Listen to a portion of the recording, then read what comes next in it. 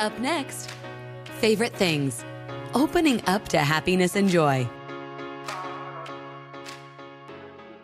Welcome to Favorite Things for our featured goddesses as well as our guest goddess, Shilpa Alva. And these are things that bring us joy. It doesn't have to be a physical object. It can be something that you've heard or you like to wear, or a color, anything. So, Nina, how about you?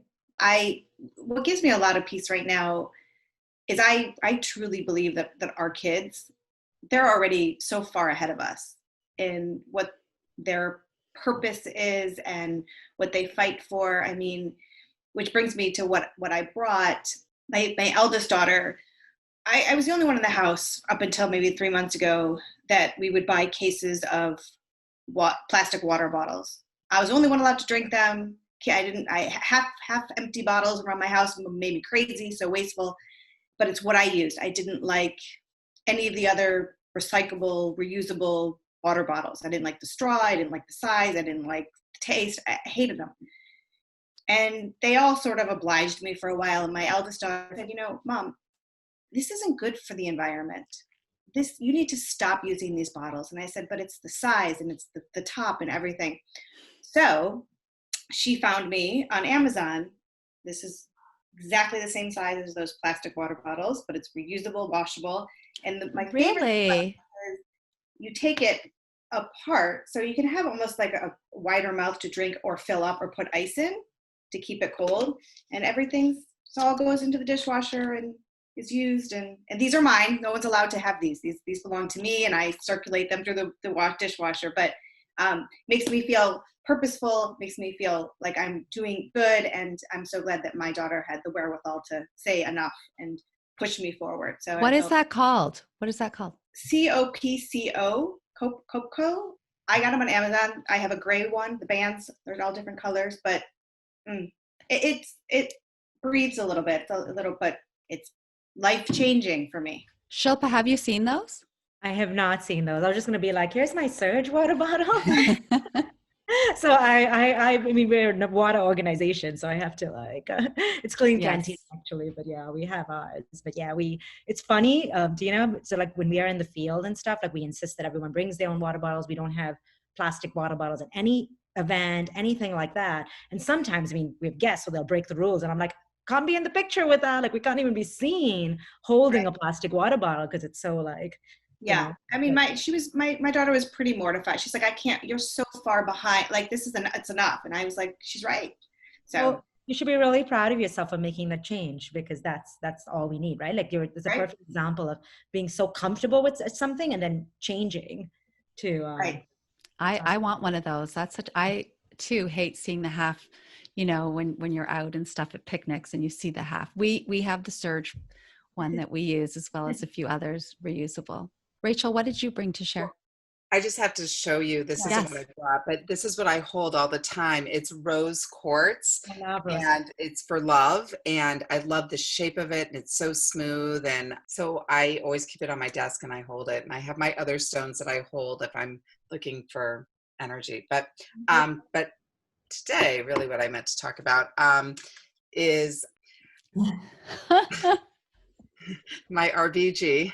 And I even wore this necklace, like RBG. My mom made this necklace, and it's like a volcanic rock, and you can put essential oils in it, and it's just like healing and cooling. But Dina, like you referenced earlier, I feel like I have woken up, and as liberal and left-leaning and conscious as I think I am, I feel like I am part of the problem, and I am doing a ton of inner reflection, and I want to have the conversations as well. And we can't change our lens. Like, I am a white female woman of privilege, Jewish mother, but like there's all these, we all have all these different labels and identities, but it is our lens. And I don't think we need to apologize for our lens, but we need to widen our lens and see the lens of others. And as much as we think that we are, I like this week, all the walls have come down for me, and I am really in a period of self-exploration. And my son gave me this because for Mother's Day, I made my boys, when the documentary was out, I made them go with me. I'd seen it once and I was like, okay, this is what I want for Mother's Day, is for you boys to come with me. And so I am trying to channel her in this moment in life. I love that. How about Alyssa? I was just going to say, before I jump to my favorite thing, it has been very disheartening to see how COVID has really set us back in so many ways on using recyclable products and not using straws. I mean, in an effort for everyone to sort of keep their distance and not touch too many things. The grocery stores now, Whole Foods doesn't let you bring in your bags anymore. So they keep putting my groceries in paper bags, and I think I have all these bags sitting in my trunk and they won't let me bring them in. Or on planes, I know they serve cans of water with a straw so that you can put it under your mask and drink the water. Why everyone doesn't bring their own reusable water bottle on the straw, but I sort of digress a bit. It's just been unfortunate to see how this pandemic has really affected our inability to be as conscious about environmentally safe products. But what I brought today, I was thinking a lot about purpose and identity, and Rachel, you mentioned sort of how you see the world, through our own lens. And I see a lot of my identity and a lot of how I see the world.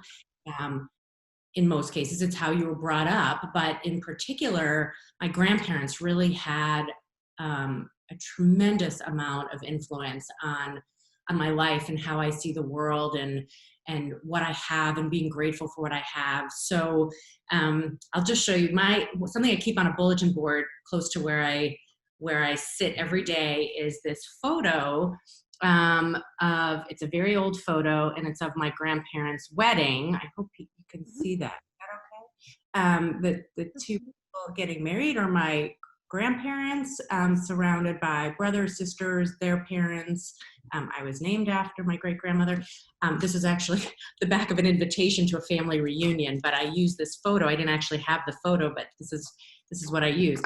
And my grandfather, well, all of those people in that photo, except for the little girl, were born in various parts of Europe, Poland, Russia, and came to this country as young children with nothing, absolutely nothing. My grandfather, my mom's dad, had maybe a grade school education, nothing further. But really, when you talk about that, the American dream, right? He was going to come to this country like maybe $1 total to his name and work his way up to a job and being able and finding a way to be educated and raise family.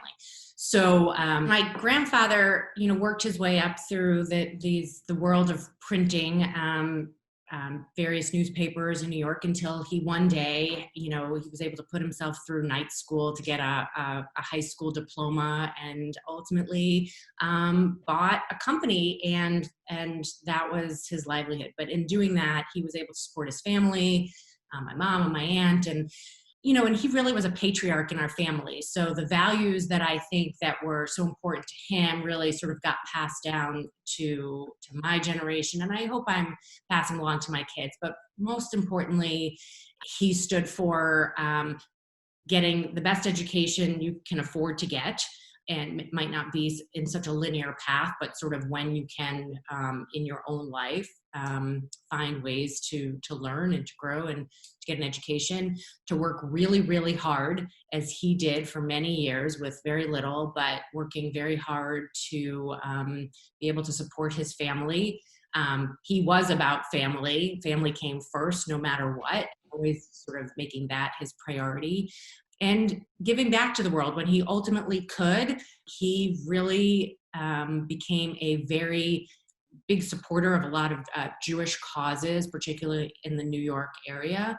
He always donated anonymously. He always said he never wanted his name attached to anything, any money that he gave. That was how he did it, but he was very philanthropic to the causes that he believed in. And it's just a great sort of American story. And it's something, and I think about him and his journey, which was hard for a very, very long time. And it's really pushed me in my own life to try to do the best I can to kind of live up to the standards that I think he set for all of us. So I think about this. I have this picture. I look at it all the time, and it's kind of a real big part of my identity and who I am. I agree that photographs are so important to have as a visual reminder of how we can live in this world, what our values are, and what we can do moving forward to inspire us. And along those lines, although it's not a photograph, as a preschool teacher, I really try and not just teach the kids how to share, how to cooperate, but to look inside themselves. And without them even realizing, by reading books like this, this is Dr. Wayne Dyer, Incredible You. This is one of my favorite ones. Just seeing all the things that you're possible to do. I Think I Am. Again, the things that you can do to powerful affirmations. But one of my favorite ones is based on The Little Engine That Could, but it's a modern version. I Knew You Could. And I'm not going to read the whole story, but I did tab off some. So here I play preschool teacher to you. But I love it because we're talking about our passion and being on the right track. So first of all, you must find your own track so you can start right away and not be held back. But which track is yours? Well, that all depends on which way it's going and where it might end. Different tracks wind around, over, under, and through. So pick out the one that works best for you. So that's kind of like find your passion, try it, leap, just go forward. And then this is interesting because a lot of times when we as adults find something that we might want to try, and like Shilpa, you said, there was some reaction, some pushback, and maybe thinking, wait, I should be doing this or I should be doing that. So the train is thinking, but the plane might wish that he could get out of the air, saying, I wish I could travel like the train down there. The cars will watch as you speed right along, and they'll say to each other, look how fast and so strong. Don't worry about not being a car or a plane. Just enjoy the trip that you'll take as a train. I love it because just be happy who you are. And then try to remember that the world is so wide, full of all kinds of people with their own trains to ride.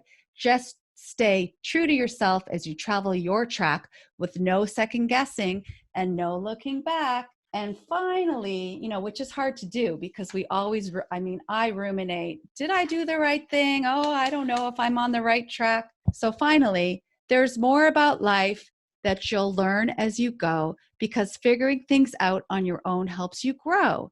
Just trust in yourself and you'll climb every hill. Say, I think I can. And you know what? You will. So you're laughing, but it's true. If we instill these things in our children and we continue their passions of things that, like when you were 7, Shilpa, or when I was younger too, like wanting to help kids, I think that it's really important to tap back into that track, to be on that track and not be diverted by planes and cars, and you'll be happy being that train on that track. So that's one of my favorite things are these books. Shilpa, what did you bring? I brought this, let me show you guys. It's this neck, it's just these pendants. Okay, there's like a bunch of them. I have even more. And these are, so when I first went to Haiti, I got really close to one of our field partners, him and his wife, and they both happened to be artists. And his wife would be like sitting, and I started staying with them on my trips there. Like I would just stay in their home. And then there's amazing Haitian couples, super artistic. Like their house would be like just tons of like artists from Haiti coming through. And it just gives you a different perspective of like this culture, this rich art culture that exists there beyond the poverty we're used to see. And she makes jewelry. And what would happen is like on every one of these all represent different trips. And I have even a few more. On every trip, she would ask me, she'd always have these box of stones, and she would ask me, okay, how are you feeling on this trip? Like, what are you channeling? And I'd be like, well, I feel really uncomfortable. I feel this. And then she would go pick out the stone that would be like responding to how I feel. So like this one, I think it's tourmaline or whatever, and this is Boards of Evil, and it has smoky quartz, and that is something that I think, like, again, similar to like, so grounds you. So it's like everyone represents my feelings on that trip. So she would make these for me, hand make them. Like, she's sitting under, like, there's no electricity, and she's like sitting there, like hand making these, like, beautiful. And I'm not even into jewelry, but this is definitely the kind of jewelry that has meaning that I continue to hold on to, because it's so precious, and they're all semi-precious stones. It's beautiful. And just so you know, I have it all written because I have a box of stones here. Smoky quartz is actually healing. Okay, so that makes sense. She was warding off evil and then healing, right? That was probably what I was feeling on that trip. Yeah, so maybe you can tell me, because I forgot it. I never wrote it down, like, for each of them. I know, like, one of these stones is magic. Like, she was trying to bring magic into my life. This is quartz. It was intuition and copper. She put quartz and copper together in one of them. Yeah, they do all have meanings. I also like stones, and I like to hold them, and they have like a power within them. So thank you so much, everyone, for sharing your favorite things on Grateful Goddesses today.